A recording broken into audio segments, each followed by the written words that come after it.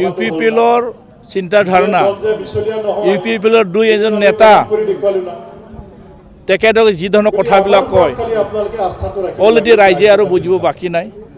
ৰাইজে বিবেচনা কৰিব। এছআৰৰ বিষয়ত আমাৰ মুৰব্বী হাগ্ৰামা মহিলাৰী ডাঙৰীয়া কি পদক্ষেপ ল'লে অলৰেডি ৰাইজে দেখিছে আৰু তেখেতসকলে যি কথাবিলাক কৈ আছে ৰাইজে বিবেচনা কৰিব। কাৰণ আমাৰ লক্ষ্যটো ইউপিপিএল নহয়, আমাৰ লক্ষ্যটো ষ্টেটত আমাৰ বিপিএফৰ সহযোগিতাত চৰকাৰ গঠন হোৱাটো আমি বিচাৰিছোঁ। ইউপিপিএলৰ লগত কথা কৈ লাভ নাই। ইউপিপিএলটো নিজৰ ভোটাৰসকলক ক'বই, নিজৰ ভোটাৰ্ছ ল'বই। আমাৰ টাৰ্গেট এইটো নহয়। আমাৰ টাৰ্গেটো হৈ গ'ল যোনটো সমষ্টিত আমাৰ বিপিএফে নিৰ্বাচন খেলিব, 15টা সমষ্টিত খেলিব, এইটো আমি বিপুল ভোট লৈ যাতে আমি এজন বিধায়ক হিচাপে আমি পঠাব পাৰোঁ, এইটোৱে আমাৰ লক্ষ্য।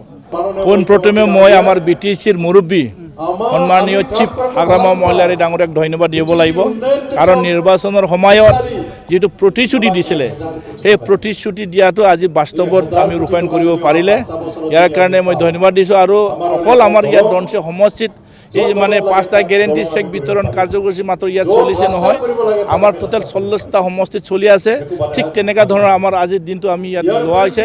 সেই অনুযায়ী আমি 5টা যিটো গেৰেণ্টি আমাৰ যিটো চেল্ফ হেল্প গ্ৰুপক আমি টোটেল 833 জন মানে চেল্ফ হেল্প গ্ৰুপক আজি চেক আমি 15,000কে দিয়া হ'ব। আৰু যিবিলাক দুখীয়া পৰিয়াল তেখেতসকলক আমি 1250 পৰিয়ালক আমি যিবিলাক তেখেতসকলক মানে 1250 মানে IBSক আমি দিয়া হ'ব মানে 10,000 টকাকৈ। আৰু যিবিলাক আমাৰ দিপাংগ যিবিলাক মানে তেখেতসকলক আমি 100 জন আমি তেখেতসকলক 10,000কে দিয়া হ'ব। আৰু ছিনিয়ৰ চিটিজেনসকলক আমি 100 জনকৈ 10,000কে দিয়া হ'ব।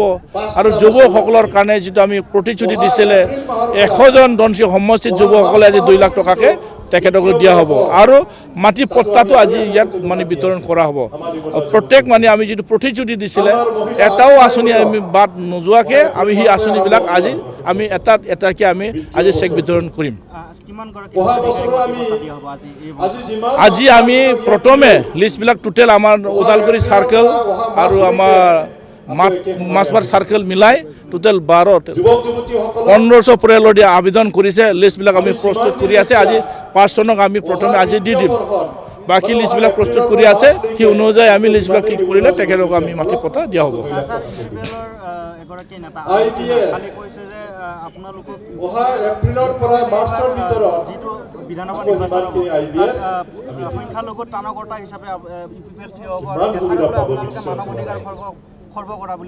কোনে কোনে কোনে RN চিনা মই নিউজত চোৱা নাই, আপুনি প্ৰথম আপোনাৰ মুখৰ পৰা শুনিছোঁ। ইউপিপিএলৰ চিন্তাধাৰণা ইউপিপিএলৰ দুই এজন নেতা তেখেতক যি ধৰণৰ কথাবিলাক কয় অলৰেডি ৰাইজে আৰু বুজিব বাকী নাই। ৰাইজে বিবেচনা কৰিব। এছআৰৰ বিষয়ত আমাৰ মুৰব্বী হাগ্ৰামা মহিলাৰী ডাঙৰীয়া কি পদক্ষেপ ল'লে অলৰেডি ৰাইজে দেখিছে আৰু তেখেতসকলে যি কথাবিলাক কৈ আছে ৰাইজে বিবেচনা কৰিব। কাৰণ আমাৰ লক্ষ্যটো ইউপিপিএল নহয়, আমাৰ লক্ষ্যটো ষ্টেটত আমাৰ বিপিএফৰ সহযোগিতাত চৰকাৰ গঠন হোৱাটো আমি বিচাৰিছোঁ। ইউপিপিএলৰ লগত কথা কৈ লাভ নাই। ইউপিপিএলটো নিজৰ ভোটাৰসকলক ক'বই, নিজৰ ভোটাৰ্ছ ল'বই। আমাৰ টাৰ্গেট এইটো নহয়। আমাৰ টাৰ্গেটো হৈ গ'ল যোনটো সমষ্টিত আমাৰ বিপিএফে নিৰ্বাচন খেলিব, 15টা সমষ্টিত খেলিব, এইটো আমি বিপুল ভোট লৈ যাতে আমি এজন বিধায়ক হিচাপে আমি পঠাব পাৰোঁ, এইটোৱে আমাৰ লক্ষ্য।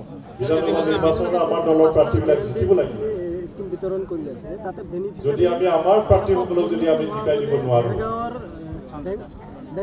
যদি আমি চৰকাৰ যদি কৰিব নোৱাৰোঁ, চৰকাৰৰ থকাৰ যদি সুযোগ যদি আমি নাপাওঁ, কোনটো দৃষ্টিভংগীত তেখেতে কথাটো কৈছে আমি নাজানো। কিন্তু আমাৰ ধনচিৰি সমষ্টিত সুন্দৰভাৱে আমি লিষ্টবিলাক প্ৰস্তুত কৰিছে। আমাৰ ইয়াত কোনো মানে অভিযোগ কোনোবা দিব পাৰে, আমাৰ ক'ব লগা দৰকাৰ নাই। ব্যক্তিগত কিবা স্বাৰ্থ থাকিব পাৰে, ৰাজনীতি কিবা চক্ৰতো থাকিব পাৰে, তেখেতৰ ব্যক্তিগত কথা। আমি যিটো চৰকাৰৰ যিটো সিদ্ধান্ত আমি এইটোৱে ফ'ল' কৰি আছোঁ। ইয়াৰ কাৰণেও কোনোবাই কি কৈছে কি কোৱা নাই আমাৰ লগত ইয়াত মতলব নাই। আমাৰ ধনচিৰি সমষ্টিত আমি ভালদৰে আলোচনা কৰি লিষ্টবিলাক প্ৰস্তুত কৰা হৈছে। এইটো হাইকমাণ্ডে সিদ্ধান্ত ল'ব। হাইকমাণ্ডে সিদ্ধান্ত ল'ব। হাইকমাণ্ডে যি নিৰ্দেশ দিব সেই নিৰ্দেশ মতে আমি গ্ৰাউণ্ড লেভেলত কাম কৰিম। আমি কাম কৰা ৱৰ্কাৰ, ইয়াৰ কাৰণে হাইকমাণ্ডে যি নীতি দিব সেই অনুযায়ী আমি কাম কৰিম। আমাৰ যুৱক যুৱতীসকলৰ 2 লাখ টকাই হওক, মই আশা কৰিম সামান্য টকা এটা কথা, কোনোবা এজন ব্যক্তিয়ে নিৰ্বাচন খেলিবৰ কাৰণে আগুৱাই আহিছে, মোৰ ইয়াত ক'ব লগা দৰকাৰ নাই। ৰাইজৰ মেণ্ডেটটো কিমান পাব এইটোৱে ডাঙৰ কথা, হয় না নহয়?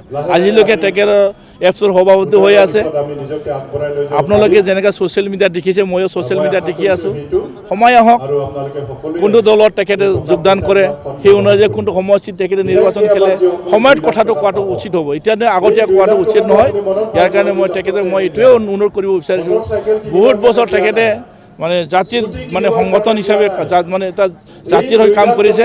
এইবাৰ ব্যক্তিগতভাৱে ৰাজনীতিভাৱে এটা মানে তেখেতে আগবাঢ়ি আহিছে, যাতে সফল হওক, মই এইটো কামনা কৰিছোঁ। চা, আৰু সেইকাৰণে আমি কৈছিলোঁ কিমানজন আশা কৰিব পাৰে নোৱাৰে, এইটো হাইকমাণ্ডৰ কথা। হাইকমাণ্ডৰ কথা, হাইকমাণ্ডে সিদ্ধান্ত ল'ব। আমিতো বেছি বিচাৰিম, হয় না নহয়? আমিতো বেছি বিচাৰিম, যিমান দিয়ে ইমানেই আমি ল'ম। কিন্তু আপোনাৰ ওপৰত নিৰ্ভৰ কৰিব, আমি কিমান কাম কৰি দেখাব পাৰে, কিমান সংখ্যা আমি পঠাব পাৰে, ইয়াৰ ওপৰত নিৰ্ভৰ কৰিব। ইয়াৰ কাৰণে আমি মানে মন্ত্ৰী পোৱাটো নিশ্চিত, আমি মন্ত্ৰী পাম।